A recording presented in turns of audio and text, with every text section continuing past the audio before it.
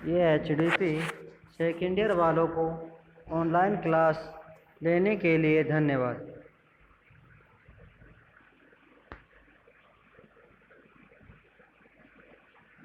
आज हम पढ़ेंगे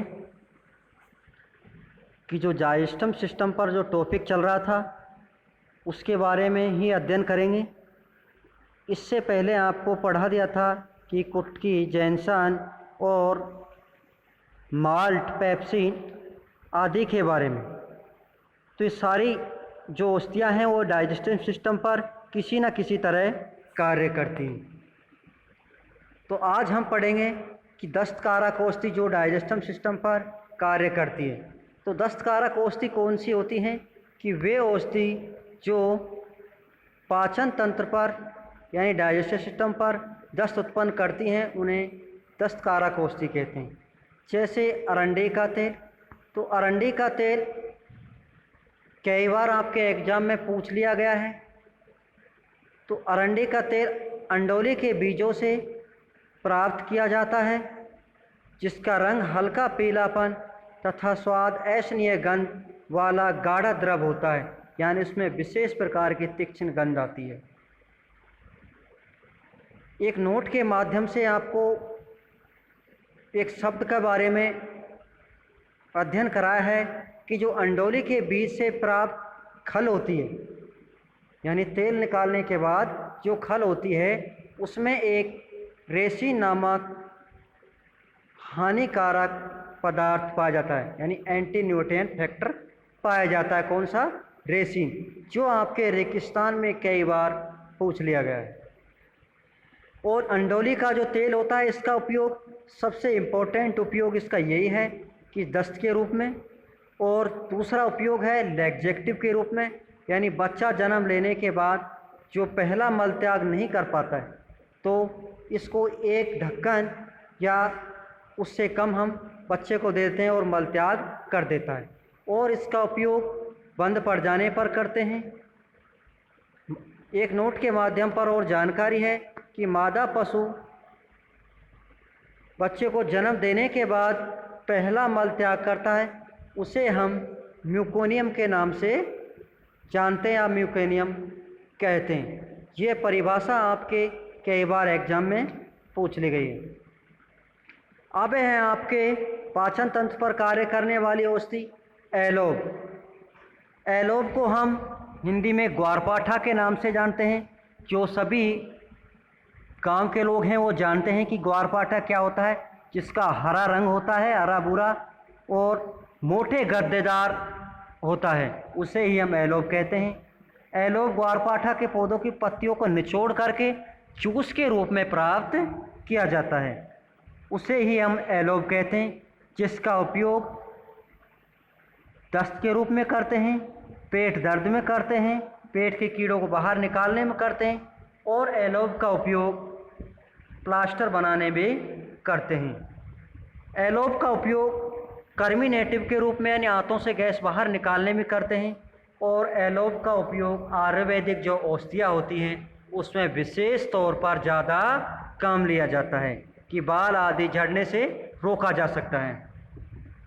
अब है आपके अगली औषधि या अगला ऑयल, कॉटन ऑयल। इसे हम जमाल घोटे का तेल भी कहते हैं। इसे कॉटन नामक पौधों को जो बीज होता है उससे प्राप्त किया जाता है, जिसका रंग लाल, भूरा और चमकीला होता है। तो इसका उपयोग मलहम बनाने में विशेष रूप से काम लिया जाता है और डाइजेस्टिव सिस्टम पर दस्तकारक औषधि है। अगला ऑयल है आपका लिंसिन ऑयल। इसे तीसी का तेल कहते हैं। लिंसिन ऑयल को क्या कहते हैं? तीसी का तेल कहते हैं, जो लीनियम स्टेथनियम नामक पौधों के सूखे बीजों से प्राप्त किया जाता है। इसका उपयोग गोवंश व घोड़ों में परगेटिव के रूप में करते हैं, और इसका उपयोग तारपीन तेल के साथ पेट दर्द में भी करते हैं, या हम आफरे के रूप में भी इसका उपयोग कर सकते हैं।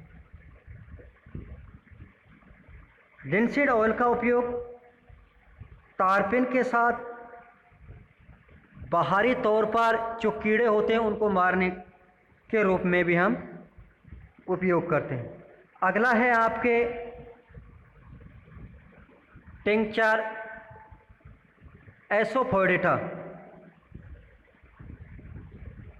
इसमें 90% अल्कोहल और 2% हींग मिलाकर तैयार किया जाता है, तो इसका उपयोग भी उसी तरह। अब है आपके अगला टॉपिक जो डाइजेस्टिव सिस्टम पर ही कार्य करता है और टिमलसेंट के रूप में भी कार्य करता है। टिमलसेंट इमोलेंट का मतलब है कि वे औषधियाँ जो शरीर पर वह चमड़ी को चिकनी और मुलायम बनाते हैं उन्हें टिमलसेंट कहते हैं। जैसे विभिन्न तरह के ऑयल हैं, जैसे ऑलिव ऑयल, इसे जैतून का तेल कहती हैं। यह एक ओलिया यूरोपिया लैंगिफोलिया नामक पौधों के पके हुए फल से तेल के रूप में प्राप्त किया जाता है। तो इसका उपयोग डाइजेस्टिव सिस्टम के रूप में, लैक्सेटिव के रूप में करते हैं। और दूसरा उपयोग है इसका कि त्वचा को मुलायम व चिकनी बनाने में करते हैं। और इसका उपयोग अमाशय की अम्लता को कम करने में भी करते हैं। अगला ऑयल है आपके टिमलसेंट के रूप में मूंगफली का तेल। यह एक मूंगफली के बीजों से निकाला गया तेल होता है जिसका उपयोग पशु चिकित्सा क्षेत्र में एंटीजाइमेटिक के रूप में किया जाता है, यानी फर्मेंटेशन के रूप में किया जाता है। और इसका उपयोग लैक्सेटिव के रूप में करते हैं और एक टिमलसेंट के रूप में उपयोग इसका होता है। और इसका उपयोग विशेष तौर पर मूंगफली का उपयोग हम जो मूंगफली की तेल निकालने के बाद खल बचती है उसका उपयोग हम पशु पोषण के रूप में भी करते हैं। अगला है कपास का तेल। यह तेल कपास के बीजों से प्राप्त किया जाता है, जिसे मारवाड़ी में हम कांकड़े कहते हैं। एक नोट के माध्यम से एक विशेषता बताई गई है इसके अंतर्गत, जो कपास के बीज होता है, बीज से तेल निकालने के बाद खल बचती है, उसमें एक एंटी न्यूट्रिएंट फैक्टर पाया जाता है या हानिकारक पदार्थ पाया जाता है, वो है गोसिपाल। तो कपास की खल में क्या पाया जाता है? गोसिपाल। तो यह आपके बहुत ही इम्पोर्टेंट चीज़ है। तो इसका उपयोग विशेष तौर पर इसका उपयोग पशुओं में पशु पोषण के लिए ही किया जाता है, यानी पशु आहार के रूप में कपास के बीज और कपास की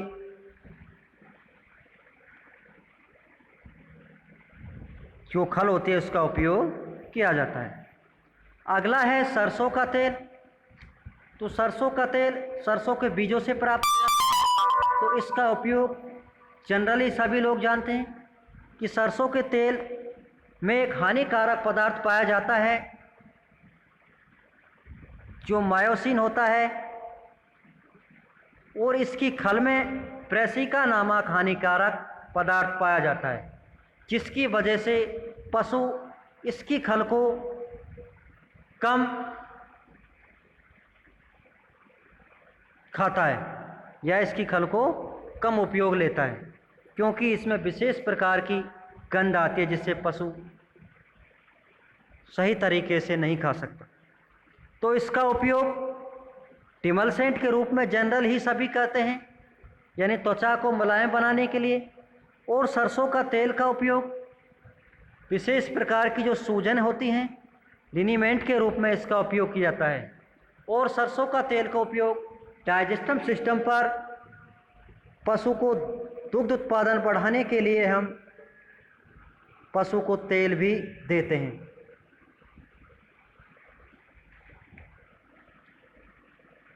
और इसका उपयोग पशु का जो कई बार आफरा आ जाता है तो हम इसका उपयोग आफरे में भी करते हैं।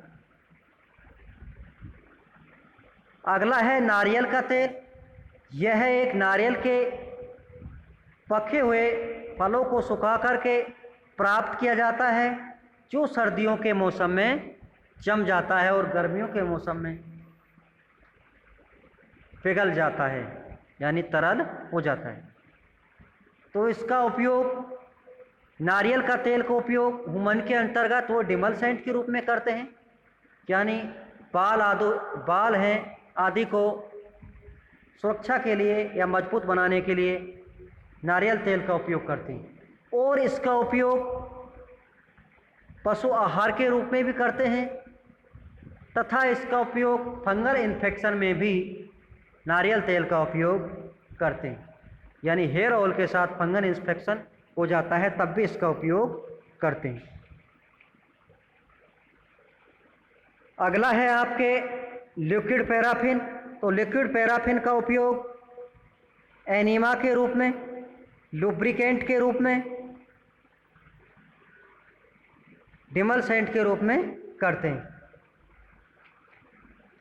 अगला है आपके ग्लिसरॉल।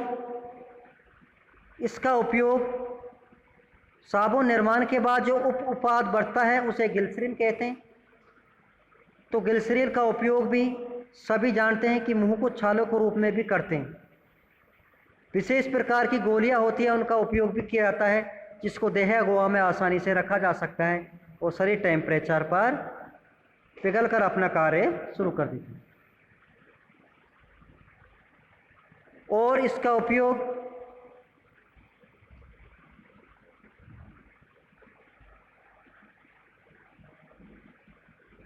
चिकित्सक अपने हाथ में चिकनाहट उत्पन्न करने के लिए भी उपयोग करता है।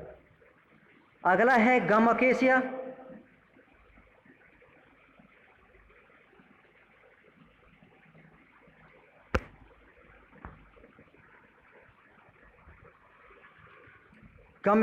गम अकेसिया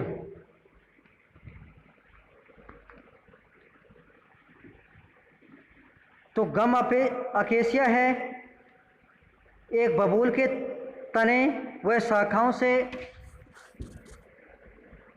गोंद के रूप में प्राप्त किया जाता है, उसे ही हम गम अकेसिया कहते हैं, जो पानी में अघुलनशील जबकि अल्कोहल में घुलनशील होता है। तो इसका उपयोग विशेष तौर पर यूरिनरी ब्लेंडर, वेजाइना, रेक्टम आदि में जलन को तथा सूजन को कम करने के लिए उपयोग किया जाता है। और इसका उपयोग औषधियों के रूप में किया जाता है तथा मनुष्यों में या हुमन के अंतर्गत सर्दियों के मौसम में लड्डू बनाने में किया जाता है।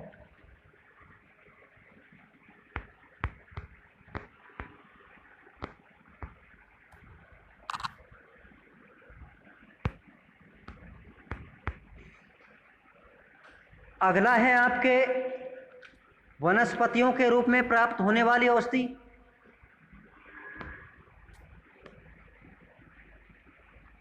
जैसे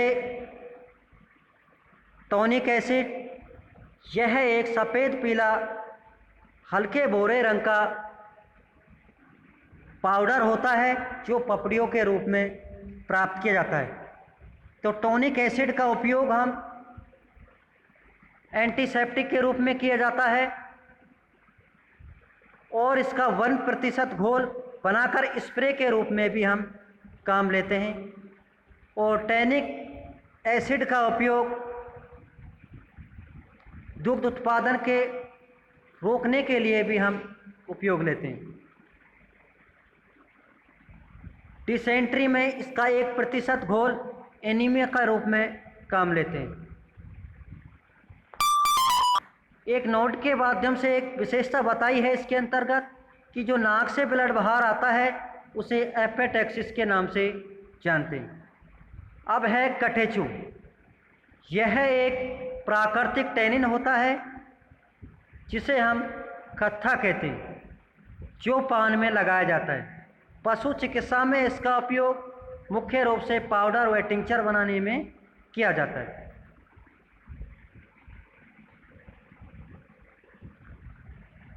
अगली औषधियाँ हैं जो डाइजेस्टिव सिस्टम पर कार्य करती हैं। कार्मिनेटिव ग्रुप की औषधियाँ। तो कार्मिनेटिव ग्रुप की औषधियाँ हैं कौन सी होती हैं कि वे औषधियाँ जिनमें उड़नशील तेल पाया जाता है उन्हें कार्मिनेटिव कहलाती हैं या कार्मिनेटिव कह लेते हैं। तो उड़नशील तेल पाया जाता है जैसे लौंग का तेल, सौंफ, धनिया, इलायची आदि। तो लौंग है, लौंग का तेल, यह लौंग के बीजों से निकाला जाता है, जो खुशबूदार होता है वो सूर्य की रोशनी में काला हो जाता है या अपघटित होने लग जाता है, क्योंकि इसमें उड़नशील तेल पाया जाता है। तो इसका उपयोग कार्मिनेटिव के रूप में, स्प्रे के रूप में, यानी जो लौंग का तेल होता है उसका उपयोग स्प्रे के रूप में किया जाता है ताकि पशु को मक्खी मच्छर नहीं खाएं। और इसका उपयोग दांतों में दर्द होता है तब इसका उपयोग विशेष रूप से किया जाता है। मालिश के रूप में भी इसका उपयोग करते हैं। इसी तरह अगला है कार्मिनेटिव ग्रुप की औषधि सौंफ, धनिया। तो इसका उपयोग भी एक्सपेक्टोरेंट के रूप में करते हैं, पैरासाइडल के रूप में करते हैं, यूरिनरी सिस्टम की बीमारियों में भी इसका उपयोग करते हैं। और इसका उपयोग विभिन्न प्रकार की एल्कोहल होते हैं उनमें भी इसका उपयोग करते हैं, जो दारू या विस्की शराब वगैरह बनते हैं उनमें भी इसका उपयोग करते हैं।